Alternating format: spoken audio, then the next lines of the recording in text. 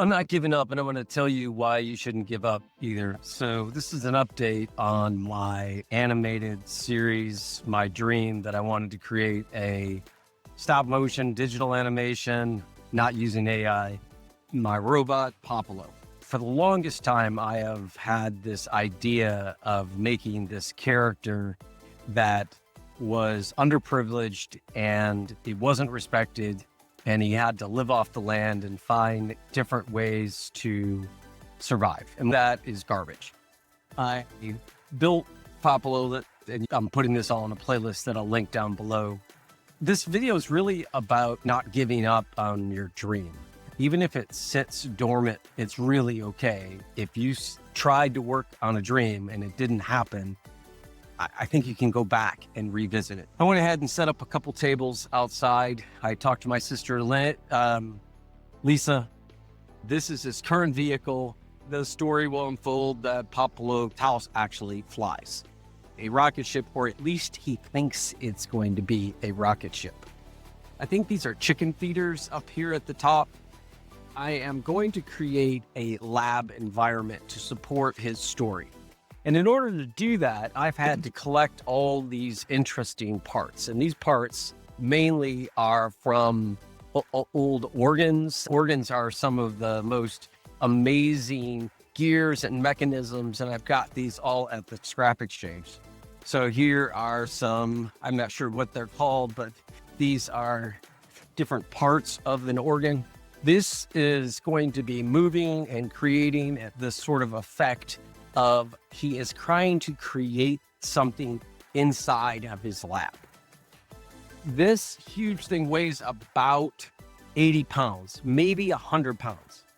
It's basically B-roll that supports the story narrative, and that's him going in and out of his house.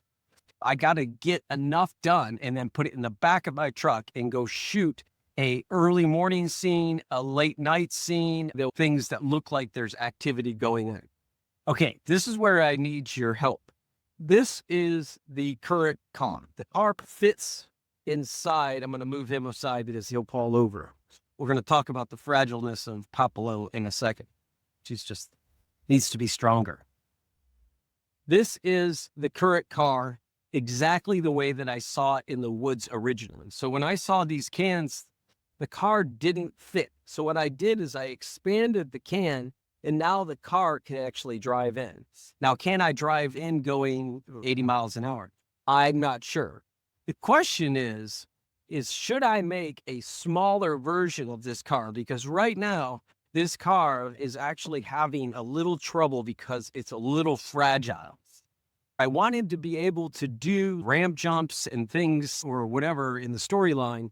So I'm either thinking about modeling the second car exactly the way this looks and having two cars, this scale, which I think is 1/8. I'm not sure what it is, 1/10. And then do a 1/16 car, a smaller car. But the thing is I kind of like the fact that this fits so nicely inside of his actual house. So could you comment, should I make a second little car or not? Because I think that this car has a tendency to explode when it crashes, and I would rather do a 3D printed car so I can get some more rigidity or some more strength when it comes to a crash. Because right now it's quite time consuming when that car crashes. Okay. Now that brings up another question about Popalow himself, which is the biggest thing that I need help with. I have a couple different ways of animating him. I can do stop motion, which means I can move the arms and the armature up and down, or I can use digital character animator. And if you feel like I should be using AI, let me know. But right now, I don't feel like I should be. I got to remake this guy, because this was my first draft, and I would love for the arms and everything else to manipulate and move a little bit better. I'm thinking it's an opportunity to drop the scale down. This is currently about 20 inches, and dropping his scale down about 50% along with the car. So Now, everything works out with that because I got to print another one of these. I need a second iteration of Popalow, but at the same time, it's kind of cool that if it's this scale, that the car fits in so nicely. When he is inside of his lab, he will be doing a lot of sort of static poses, which I will use a mixture of digital and this physical model. So it's important that I get the model right.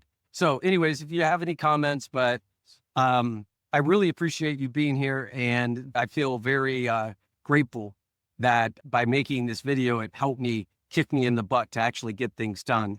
In the next video, you'll see me building out the interior of his lab, which will be cool because it's got a bunch of tubes and lights that all will be built with physical objects because it's bringing me a lot of joy. So whatever you do, make what matters. Thank you for being here. Peace out.